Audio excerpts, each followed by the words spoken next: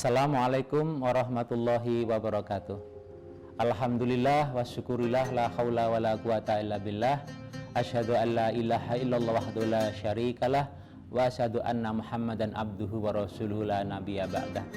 Rabbi shrah li sadri wa yassir li amri wahlul 'uqdatam min lisani yafqahu qawli. Pemirsa yang dirahmati Allah Subhanahu wa taala. Islam adalah agama yang menyelamatkan.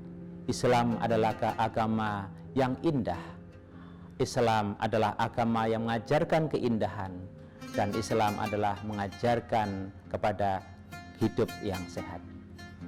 Tiga hal yang disebutkan tadi sangat dekat korelasinya dengan firman Allah Subhanahu wa taala di surat Al-A'raf ayat 31. A'udzubillahi minasyaitonirrajim.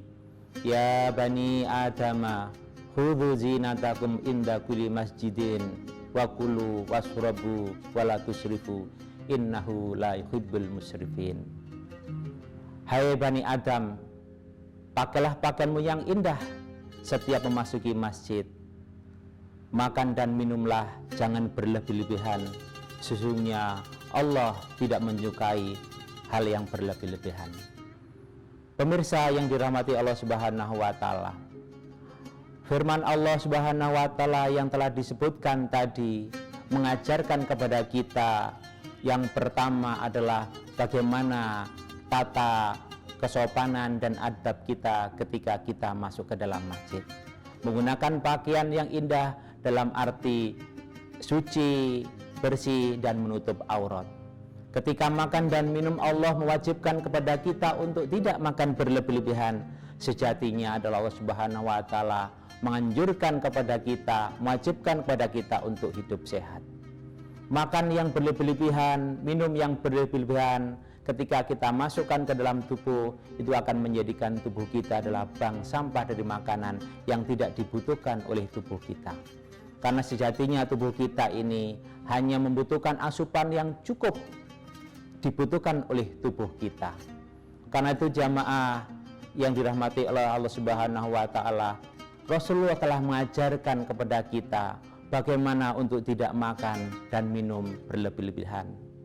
Rasulullah mengajarkan kita untuk makan saat lapar dan berhenti sebelum kenyang. Ajaran ini mengajak kita semuanya untuk bisa hidup kita ini menjadi sosok yang tidak rakus, agar pikiran kita tidak hanya memikirkan isi perut yang kita masuki makanan dan minuman saja. Rasulullah juga mengajarkan kepada kita bagaimana ketika kita makan, maka tubuh kita ini sepertiganya diisi makanan, sepertiganya diisi minuman, dan sepertiganya berisi udara. Maka apabila dalam siklus sehari orang itu aktivitas makan dan minumnya seperti itu, pasti orang itu akan memiliki tubuh yang sehat. Kenapa? Karena yang dimasukkan ke dalam tubuh adalah makanan yang memang dibutuhkan oleh tubuh. Demikian juga dalam hal jenis dan jumlah, Rasulullah pun juga mengajarkan kepada kita.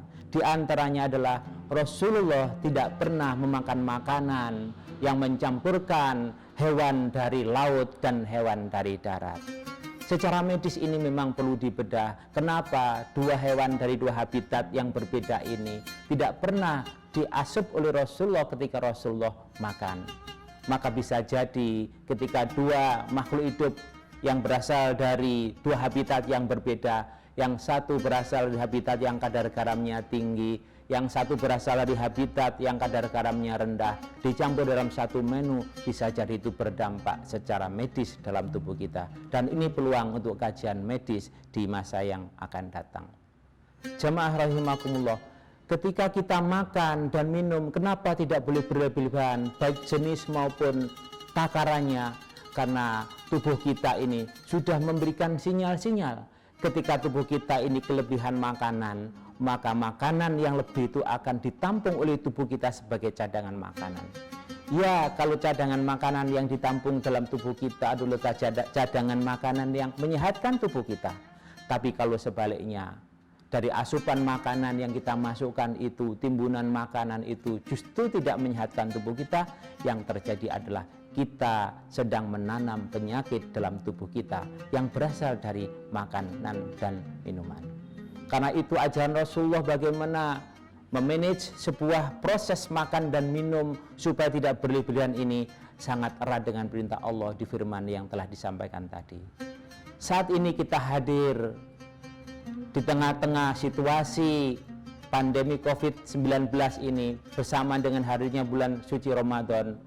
Kita syukuri karena kita juga berprihatin untuk tidak memikirkan makan dan minum, karena saudara-saudara kita di tempat yang lain pun mungkin sedang kesulitan untuk mendapatkan kebutuhan bahan pokok untuk dimakan, bahkan juga diminum.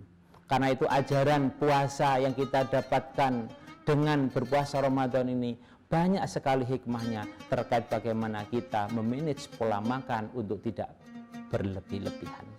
Karena itu pemirsa yang dirahmati Allah Subhanahu wa Ta'ala, mungkin ada orang atau sebagian orang pikirannya hanya kepada bagaimana nanti berbuka, apa yang saya makan, jenis apa saja yang saya makan, maka itu sudah memancing pikiran seseorang itu untuk selalu memikirkan makanan dan minuman.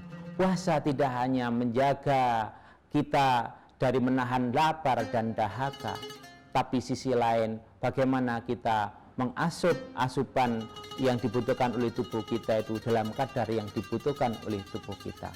Puasa Ramadan mengajak umatnya untuk mencintai kesehatan, untuk berdisiplin bagaimana mengelola makanan dan minumannya.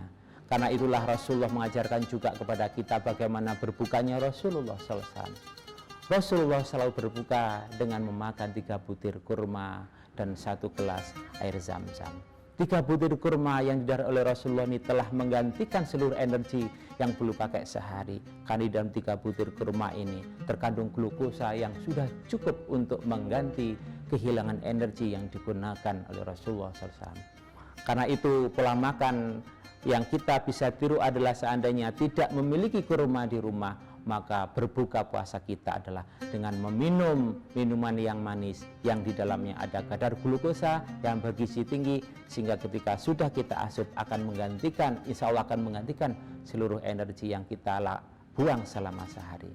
Mudah-mudahan waktu yang singkat ini memberikan pelajaran bagi kita bagaimana kita mengelola dalam hal makan dan minum agar tubuh kita menjadi sehat seiring kita menjalankan puasa Ramadan ini. Kurang lebihnya mohon maaf. Assalamualaikum warahmatullahi wabarakatuh.